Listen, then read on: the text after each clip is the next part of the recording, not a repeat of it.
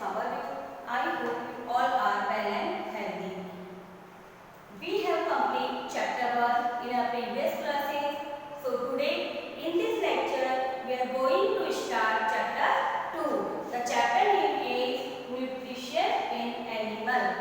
The chapter name is Nutrition in Animal. First, what is the means of nutrition? Nutrition means क्या होता है? The process by which living organism obtain nutrients for growth. एक ऐसा process जिसके द्वारा living organism, बेटा जो भी लिविंग थिंग्स है, लिविंग ऑर्गेनिज्म है, जैसे मैं, प्लांट्स, आप लोग, सभी हम लोग क्या है? लिविंग ऑर्गेनिज्म है.